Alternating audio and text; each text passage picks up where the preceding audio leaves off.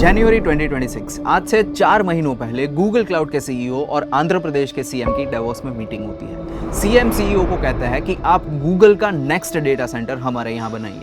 Cut to 28 अप्रैल 2026। कुछ दिनों पहले 1.25 लाख करोड़ के गूगल डेटा सेंटर का कंस्ट्रक्शन वाइजैग में स्टार्ट हो गया है। सोचिए $15 बिलियन का मैसिव इन्वेस्टमेंट गूगल वाइजैग में लेकर जाता है, बेंगलुरु में नहीं। शायद आज से 10 सालों पहले वो बेंगलुरु को मिलता, लेकिन आज वो इन्वेस्टमेंट्स वाइजैग, अमरावती और बाकी सिटीज में जा रही है। तो कैसे एक टाइम पे इंडिया की अनबीटेबल टेक कैपिटल, एक ऐसी सिटी जिसके बिना हमारा $250 बिलियन का आईटी एक्सपोर्ट का सपना अधूरा रहता, उसकी ये हालत हो रही है। ऐसी कौन सी स्ट्रेटजीज थी जो जब बेंगलुरु अपने खुद के वजन के नीचे दब रहा था, तब हैदराबाद, वाइजैग जैसे सिटीज यूज कर रहे थे जो उन्हें नेक्स्ट सिलिकॉन वैली बनाते।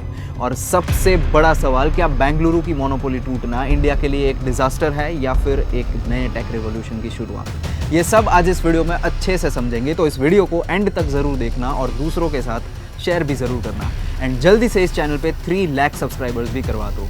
मैं हूं Jeel and you have already started watching upgrade.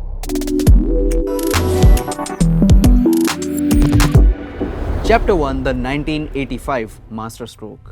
Imagine 1980s का इंडिया, एक ऐसा कंट्री जो तब तक दुनिया के ग्लोबल टेक मैप पर ठीक से एग्जिस्ट भी नहीं करता था। तब 1985 में एक American giant Texas instruments decide करती है इंडिया में अपना पहला ग्लोबल कैपेसिटी सेंटर या जीसीसी ओपन करने का, जिसके लिए उन्होंने बेंगलुरु को चूज किया। और उसके पीछे सॉलिड रीजंस भी थे, क्योंकि ये कोई रैंडम डिसीजन नहीं था। 1909 से आईआईएससी वहां इंजीनियरिंग रिसर्च को लीड कर रहा था। आईआईएम बैंगलोर, एचएएल, इसरो और डीआरडीओ जैसे इंस्टीट्यूशंस भी वहां थे, विच मेंट कि उस सिटी में एक solid engineering DNA already exist कर रहा था। ऊपर से वहां का फ्लुएंट इंग्लिश स्पीकिंग यूथ और वहां का प्लीजिंग वेदर तो था ही। इसीलिए टेक्सास इंस्ट्रूमेंट्स के लिए वो डिसीजन कोई गैम्बल नहीं, कंप्लीटली लॉजिकल मूव था। लेकिन उस एक डिसीजन ने आगे चलकर जो बेनिफिट्स बेंगलुरु को दिए वो किसी ने प्रेडिक्ट नहीं किए थे। उसकी वजह से एक बड़ा स्नोबॉल इफेक्ट स्टार्ट हो गया था। फिर आया 1991, द ईयर ऑफ लिबरलाइजेशन। जब फॉरेन एमएनसीज के लिए इंडिया के दरवाजे खुले तो उनके पास सोचने के लिए टाइम ही नहीं था कि वो अपना सेटअप कहाँ करेंगे। बेंगलुरु एक डिफॉल्ट चॉइस बन गया था, क्योंकि टैलेंट की कमी तो थी नहीं, इसीलिए कंपनीज वहां भागी चली गई। और जहां ग्लोबल कंपनीज होंगी वहां देश भर से टैलेंट भी माइग्रेट करेगा। ये बेंगलुरु के लिए धीरे धीरे एक डिफॉल्ट सेटिंग बनती गई। Electronic city, white field, outer ring road, मान्यता टेक पार्क, ये सब कोई नॉर्मल एरियाज नहीं थे। ये स्पेसिफिकली इस टेक बूम को फीड करने के लिए बनाए गए थे। और अगले 40 सालों तक ये साइकिल बिना रुके चलता रहा, जिसके रिजल्ट में आज इंडिया के टोटल जीसीसीज का ऑलमोस्ट 40% यानी 880 से ज्यादा सेंटर्स और $136 बिलियन का बड़ा स्टार्टअप इकोसिस्टम सिर्फ इस एक शहर में सांस ले रहा है। एंड इस पूरी सक्सेस स्टोरी के बीच इंडिया ने हैदराबाद, पुणे, चेन्नई ये सब सिटीज के साथ एक प्लान बी भी ट्राई जरूर किया कि अगर कल को बेंगलुरु ओवरक्राउडेड होकर चोक हो गया तो हमारा प्लान बी काम आए। बट क्योंकि हमने इन एंशिएंट सिटीज के ऊपर एक बेंगलुरु 2.0 बिल्ड करने की कोशिश की, इसीलिए ये सिटीज उस स्टेज तक नहीं पहुंच सकी। और जब आज सालों बाद इस सिटी पे इंडिया के 40% टेक इकोनॉमी का लोड इतना बढ़ गया है कि अब उसे गिरने से बचाने के लिए नीचे कोई सेफ्टी नेट नहीं है। Chapter 2, choking to death. अब देखते हैं कि बेंगलुरु कौन से उन क्रैक्स को फेस कर रही है जो उसे तोड़ रहे हैं। सबसे पहले है ट्रैफिक। बेंगलुरु में ट्रैफिक सिर्फ ज्यादा ट्रैफिक वाली कॉमन प्रॉब्लम नहीं है, ये एक ऐसी डिसीज है जो इकोनॉमी को खा रही है। जिस शहर की सड़कें 50 लाख कार्स के लिए बनी थी, वहां आज 1 करोड़ से ज्यादा कार्स आ गई है, जिस वजह से आज पीक टाइमिंग्स में एवरेज स्पीड गिरकर सिर्फ 14 किलोमीटर्स पर आवर रह गई है। एक साइकिल चलाने वाला इंसान भी शायद आपसे जल्दी क्रॉस कर जाए।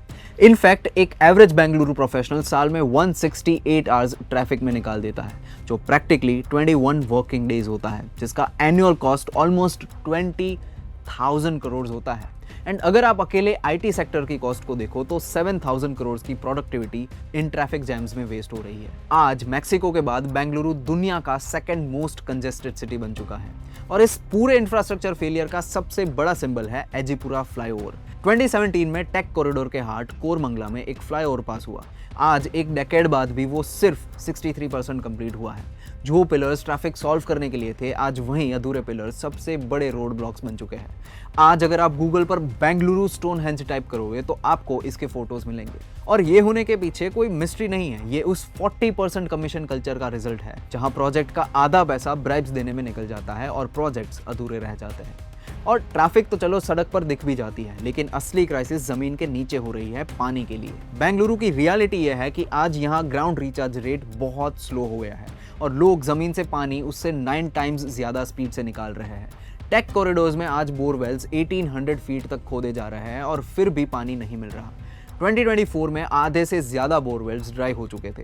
फैमिलीज महीने के 15 से 25,000 सिर्फ वाटर टैंकर्स के लिए दे रहे थे। और अब आयरनी सुनो, कर्नाटका के 32 में से 31 डेटा सेंटर्स अकेले बेंगलुरु में है एंड एक सिंगल डेटा सेंटर्स अपने मशीन्स को ठंडा रखने के लिए 68,500 लीटर्स डेली वाटर कंज्यूम करता है। एयरपोर्ट टैक्स जोन में ground water limit already 169% cross हो चुकी है और गवर्नमेंट ने वहां 8 और नए डेटा सेंटर्स अप्रूव कर दिए। हम एक ऐसे शहर को ग्लोबल एआई कैपिटल बना रहे हैं जो खुद प्यासा है, जबकि एआई हब्स के लिए पानी बहुत क्रिटिकल होता है। जो कभी सिटी ऑफ लेक्स था जहां 1600 लेक्स हुआ करती थी, आज रियल एस्टेट माफिया ने उन्हें मिट्टी से भरकर वहां बिल्डिंग्स खड़ी कर दी है और 730 से ज्यादा लेक्स इलीगली एनक्रोच हो चुकी है। चलिए लगे हाथ मेट्रो की भी बात कर लेते हैं। दिल्ली मेट्रो का नेटवर्क 390 किलोमीटर का है और अब बेंगलुरु के लिए उसमें से 3 हटा दीजिए। बेंगलुरु में यह नेटवर्क सिर्फ 90 किलोमीटर का है। ये भी इनकी मेट्रो अथॉरिटी और सबअर्बन रेल एजेंसी के इंटरनल क्लैश की वजह से है, जो कभी और डिस्कस करेंगे। पॉइंट इसकी जब जमीन के नीचे पानी ना बचे, सड़कों पर चलने के लिए जगह ना हो और गवर्नमेंट एजेंसी सिर्फ 90 किलोमीटर का मेट्रो नेटवर्क बना पाए, तो एक एक्सोडस शुरू होता है एंड मोनोपोली टूटना भी शुरू हो जाती है। लेकिन चाहे आप बेंगलुरु में हो, हैदराबाद में हो या कहीं और हो, एक चीज तो क्लियर है कि पुराने स्किल्स आपको हमेशा नहीं बचाएंगे। इस चेंजिंग लैंडस्केप में आपको खुद को अपस्किल करना पड़ेगा और उसी मिशन में अपग्रेड आपके साथ जुड़ा है। Chapter 3 the great exodus. अब कुछ एक्चुअल नंबर्स देखते हैं जिससे आपको इस स्टोरी पर और ज्यादा ट्रस्ट आएगा। नवंबर 2025 में एक ऐसी लेगेसी टूट गई जो 40 इयर्स से किसी ने चैलेंज नहीं की थी।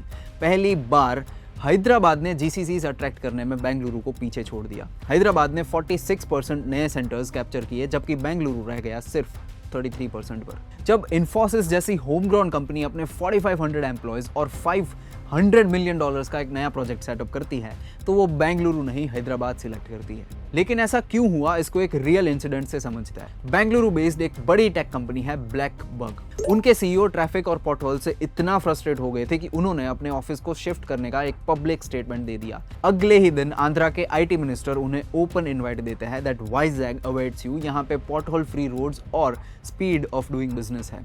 एक तरफ वाइजैग कंपनीज के लिए रेड कारपेट बिछा रही थी और ठीक उसी वक्त बेंगलुरु में मेजर इंटरनेशनल बैंड्स को अपना कॉन्सर्ट कैंसिल करना पड़ रहा था जस्ट बिकॉज उन्हें ब्यूरोक्रेटिक परमिशंस नहीं मिल रही थी। ये है red carpet versus red tapism and data doesn't lie. Last 5 years में 629 कंपनीज, यस 629 कंपनीज ने कर्नाटका से अपनी ऑफिस किसी और स्टेट में शिफ्ट कर लिए हैं और इसमें सबसे बड़ा स्पाइक 2024-25 में आया जब बेंगलुरु का वाटर क्राइसिस और ट्रैफिक दोनों अपने पीक पर थे।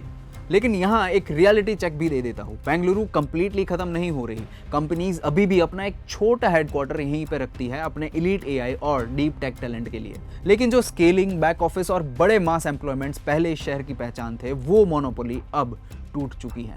Chapter 4 the master plan. अब ये सुनने के बाद आप सोच रहे होंगे कि बेंगलुरु कल ही खत्म हो जाएगा, लेकिन नहीं। इन रियलिटी यही इस स्टोरी की सबसे बड़ी ट्रेजेडी है, क्योंकि जब एक इतना बड़ा एम्पायर गिरना स्टार्ट होता है तो वो एक रात में नहीं गिरता, वो धीरे धीरे ब्लीड करता है। अगर आप आज के नंबर्स देखो तो बेंगलुरु एआई फंडिंग में हैदराबाद से आज भी 72 टाइम्स आगे है। वर्ल्ड के स्टार्टअप इकोसिस्टम में आज भी इसका रैंक 14th है। लेकिन फाइनेंस में एक कंसेप्ट होता है स्टॉक वर्सेस फ्लो का। स्टॉक मतलब जो पैसा, टैलेंट और इंफ्रास्ट्रक्चर इस सिटी ने पिछले 40 इयर्स में बनाया है, उस ग्लोरी में बेंगलुरु आज भी किंग है। लेकिन फ्लो मीनिंग जो नया बिजनेस, नया फ्यूचर और नई उम्मीद आनी थी, उसमें ये शहर अब पेसअप नहीं कर पा रहा। बेंगलुरु एक ऐसी जायंट कंपनी बन गया है जिसका बैंक बैलेंस तो भरा है पर नए कस्टमर्स ने आना कम कर दिया है। और आज जब इतने सारे प्रॉब्लम्स हैं तो सॉल्यूशन इस शहर को ठीक करना नहीं है। सॉल्यूशन ये है कि इंडिया को सच में 5 बेंगलुरुज और चाहिए। एक अकेला शहर हमेशा के लिए फ्यूचर कैरी नहीं कर सकता। वाइजैग हमारा डेटा इंफ्रास्ट्रक्चर हब बन सकता है, पुणे ऑटोमोटिव टेक लीड कर सकता है और हैदराबाद मास टेक जॉब्स हैंडल कर सकता है। बेंगलुरु इस पूरी कहानी का विलन नहीं, विक्टिम है। जिस ब्यूटीफुल सिटी को लोगों ने तब तक यूज किया जब तक उसके पास देने के लिए कुछ नहीं बचा। 1985 में टेक्सास इंस्ट्रूमेंट्स ने एक बैट लगाई बेंगलुरु पे, एक सिटी, और इंडिया उसके पीछे 40 इयर्स तक चलता रहा। आज वो city second most congested city है।